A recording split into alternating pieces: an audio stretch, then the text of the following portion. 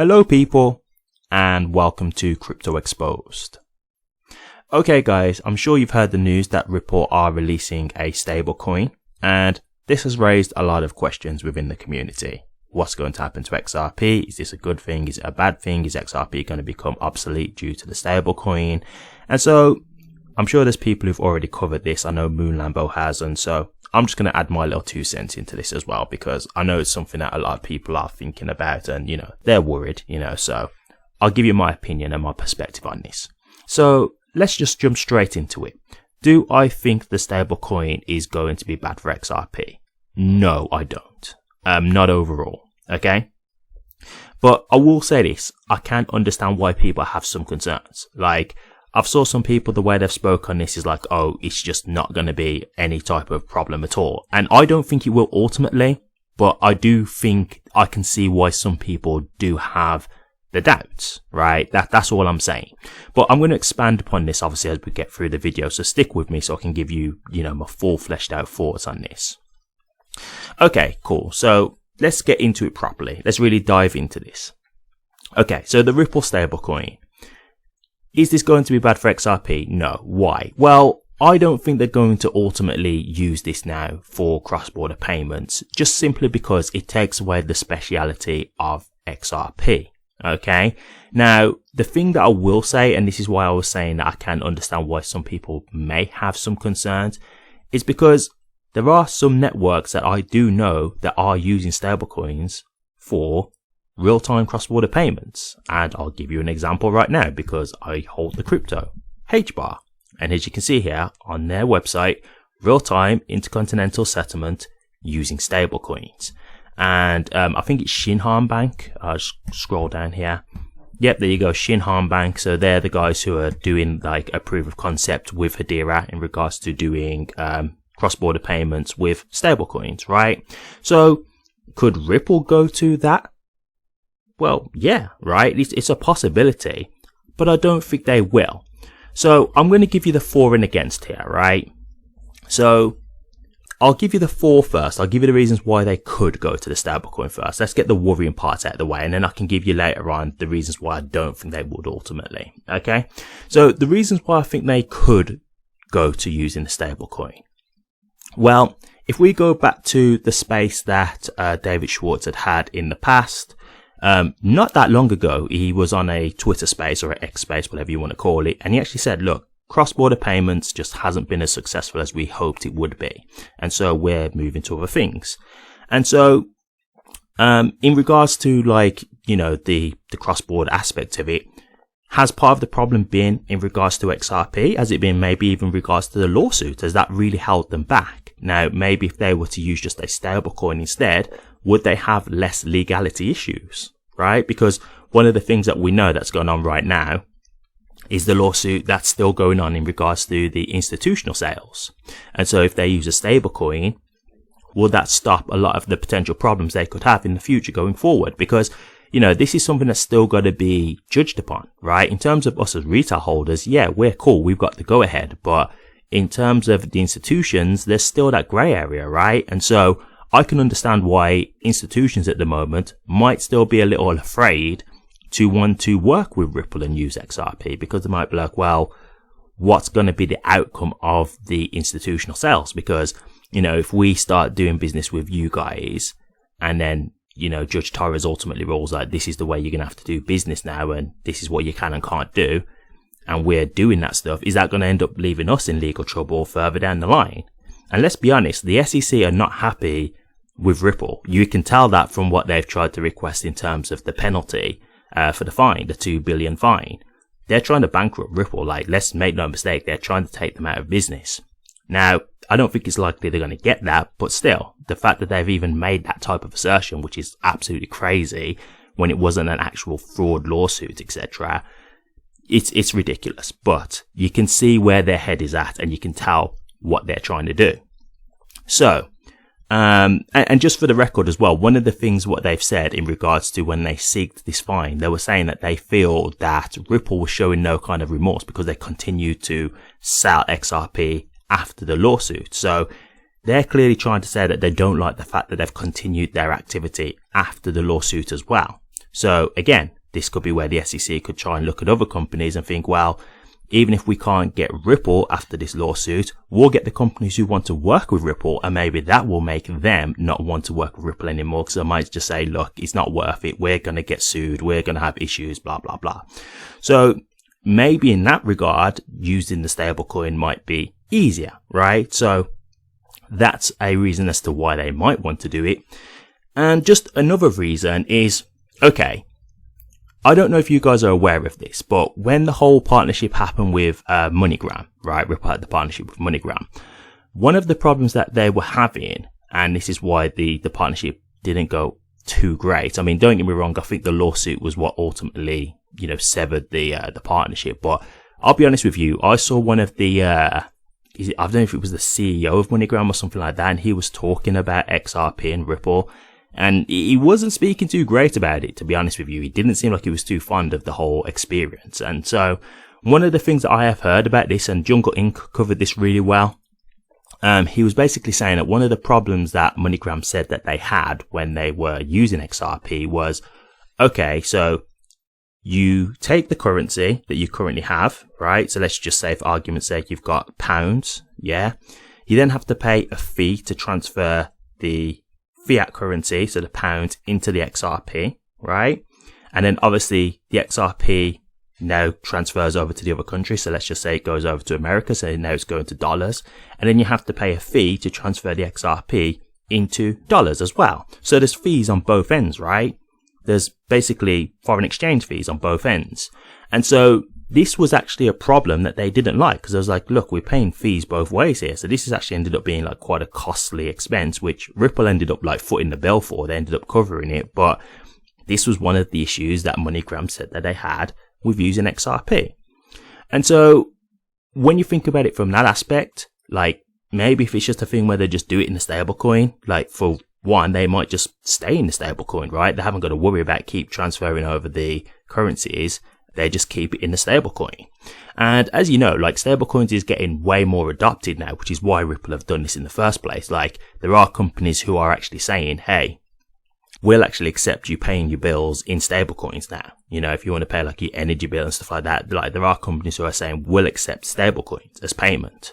So that's another thing as to why some companies may be like, well, as this gets more and more adopted, the stablecoins will be just fine to just use, right? Just use that as the stablecoin as the method of payment rather than worrying about transferring into fiat, for example. So that's another reason why they could do this, right? And this is why I'm saying, like, there are reasons as to why I can understand people's concerns. Do you see what I'm saying? Like, there are valid reasons where you can think about this kind of thing and say, yeah, okay, these are valid points as to why people might be a bit worried. Okay, so I feel like I've covered the majority of the four. One other thing I'll just say, obviously the dollar is the global reserve currency. So again, in terms of like wanting to change it, well, you've got the global reserve currency. So a lot of people do their transactions in dollars and stuff anyway. So again, that's why it might make sense for them to be happy to stay in the dollar. Because I know a lot of people might be thinking, well, they might want it in their currency, but the dollar is the global reserve currency. So they might be happy to do that, as that's where obviously the majority of trade and stuff like that takes place. Okay, let's move along. So these are my reasons against, and this is why ultimately I don't think they're gonna use this for cross-border payments overall. Okay, right. One, you're taking away the speciality of what XRP does. So it's kind of just a counter to exactly what I've just talked about, right? So he's talking about how people might want to stay in the stablecoin. Yeah, that's possible, but do I think that would be more likely? No, I think countries would want to have their own fiat currency, right? To be honest with you. So I do think it's possible that companies may look at it and like, I've got this USD stablecoin, so I'm happy to keep it in this currency. But I would more think that they would want it in their own currency. So with XRP, it's bridging the currencies, right? So what XRP does, and this is like the magical thing, which you're not going to get with a stablecoin, is, well, you just take your currency, you need it to get to another country into their currency, and that's what XRP will do, right? It's not a thing of, you get this stablecoin, you will get whatever currency it is for that country, right? And I think that's what the speciality is of XRP, and I'm sure that most people agree with that, right? It being a bridge asset. So to me, I think it's more likely that people would want to have that and have it bridged into their own currency rather than holding the dollar, yeah, as just a preference, right? So maybe they might be happy to have it in a stable coin, but it as a preference, would you not rather just have it so it just comes into your fiat currency, your native fiat currency?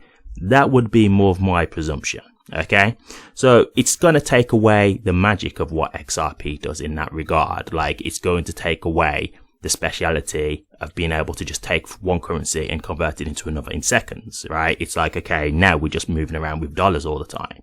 So straight away, there's that kind of aspect of it.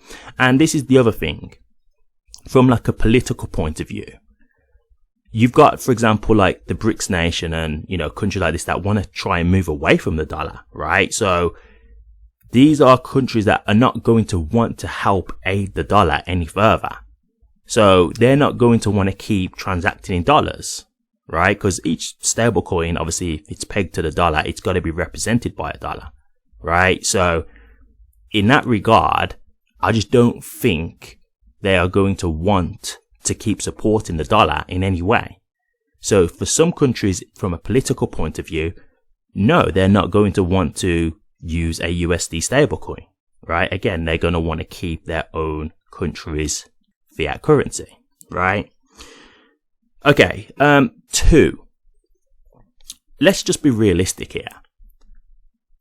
I do believe that the stablecoin is going to make Ripple a lot of money, because I would assume it's going to be successful. Now, why would I say that I assume it's going to be successful?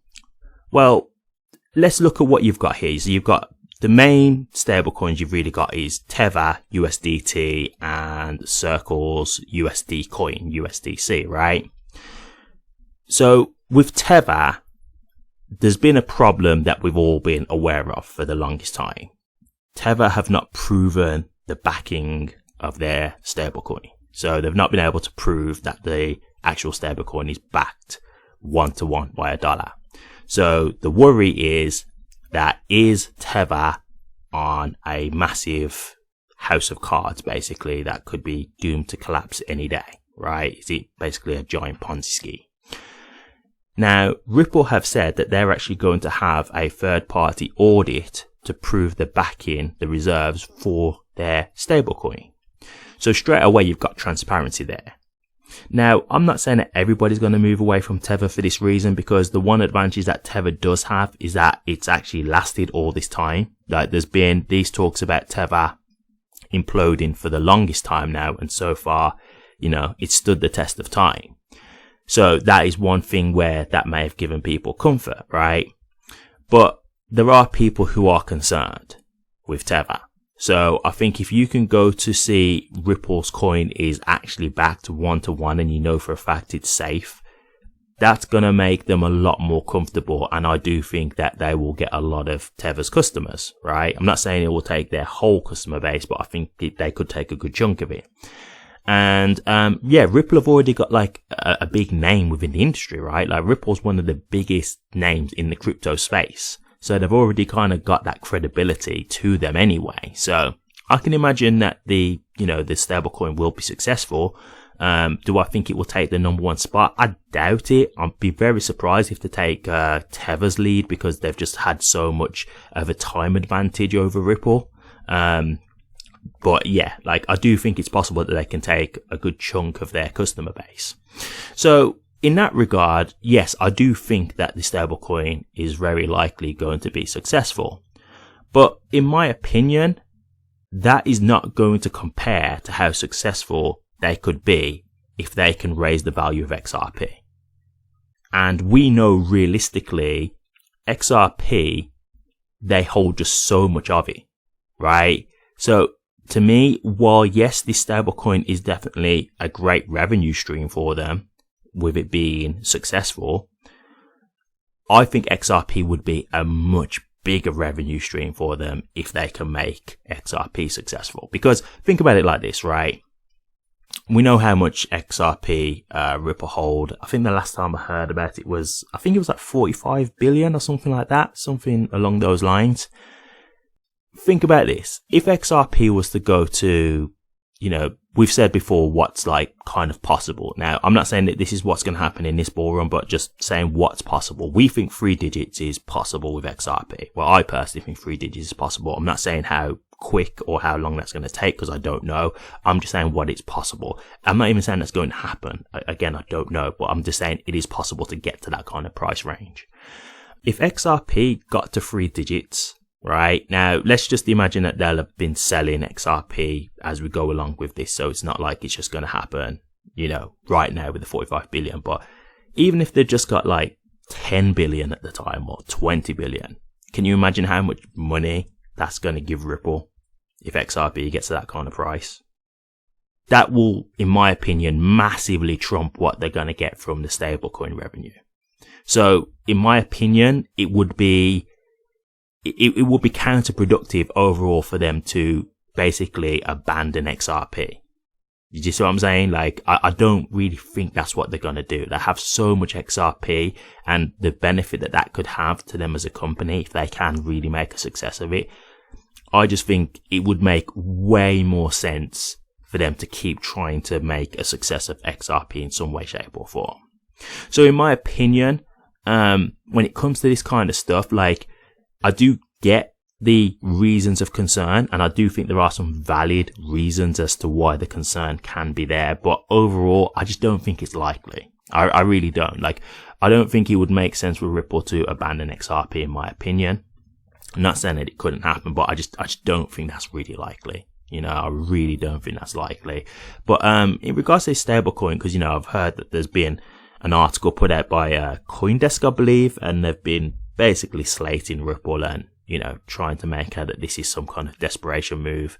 I completely disagree with that, simply because at the end of the day, it's a revenue stream, right? And Ripple are looking at plenty of ways to expand, right? Like, they've said now that they're looking at different ways to expand. Now, granted, I will just admit this, David Schwartz said it himself. Part of the reason why they're looking at different ways to expand is because cross-border payments hasn't been as successful as they would hope. So I'm not ignoring that fact, but that doesn't mean that they're just giving up on cross-border payments altogether. Because let's just be honest, like, once this gets all figured out, I can't see why in some way, shape or form at some point in time that cross-border payments won't be a successful avenue for Ripple. Now, maybe there are a few kinks that they need to iron out. Like, maybe there are a few little things that they need to sort before, you know, it does get like mass adopted. But yeah, like, I can't see why it won't be successful, because you're taking down the time scales and you're knocking down the price, which are two huge factors when you're making a payment, right? Like, from a customer perspective. So in my head, like, it would only make sense that at some point cross-border payments will be more successful. Maybe there's still things that need to be sorted before that comes, and maybe there's more time that banks need to adjust to this and like really understand how it all works. And maybe even, like I said, the lawsuit could be a thing that's really, you know, looming over Ripple's head in that regard. But in my opinion, I really don't think this is going to be something that's like really holding them back to that degree where like cross-border payments just won't ever take off. I don't see that personally. You know, like, I can't see people being like, no thanks, we'll just stick with the 3 to 5 day waiting times and, you know, paying the $10 to $20 fee. You know, we'd rather stick with that than use something that's going to massively drop the time and the price. Like, to me, just, it doesn't make sense. Now, in terms of banks, well, we'll see in that regard, because as I've said before, there are banks that are profiting massively from doing this, because smaller banks have to pay bigger banks for nostro-vostro accounts. So bigger banks are actually making money off of cross-border payments. So I can imagine they might be more apprehensive, because they're like, well, we're kind of shooting ourselves in the foot here, because we're actually making it, you know, we're actually cutting off a part of our actual revenue stream, you know, from the smaller banks. So I can imagine why they might think like that. But in terms of like the smaller banks, well, they no longer have to pay the nostro-vostro fees because they can use XRP instead, right?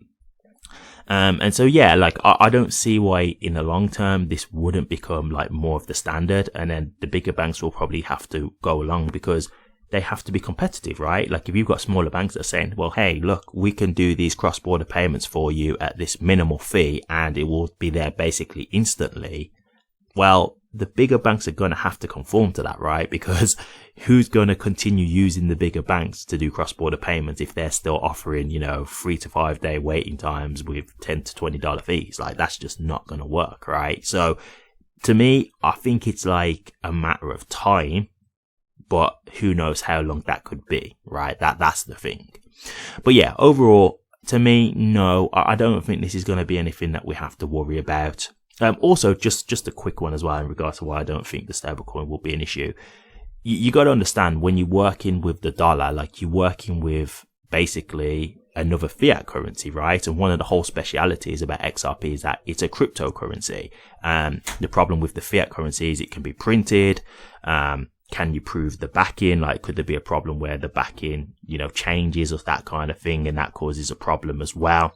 There's a lot of things and factors with regards to using like a stablecoin, i.e. a fiat currency, to do these payments that are just not as beneficial as using XRP. So just adding that in there as well. So yeah, overall, I don't think this is going to be a problem for XRP. I don't think it's going to be replaced by the stablecoin. Not at all, in my opinion. I think it's highly unlikely overall that that's going to happen.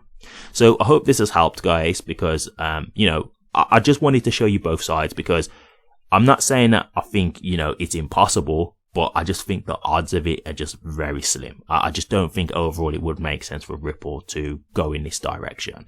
But for the people who did have any like kind of concerns, or the people who was unsure, well, I've given you the reasons for and against, and when we weigh it all up, I'm telling you why I don't think overall it'd be a worry. So I hope this has helped, but I also hope it's helped to alleviate any concerns, any potential concerns. But what do you guys think? Ripple stablecoin replacing XRP. Do you think the stablecoin will replace XRP? Why do you think the stablecoin will replace XRP? Or do you actually think that XRP won't be replaced by the stablecoin? And if you don't think it will be replaced by the stablecoin, why not? Let me know your thoughts, guys. I'll be interested to hear. Thank you very much for watching this. If you did like it, please remember to drop a comment, like, and subscribe. But until next time, take care.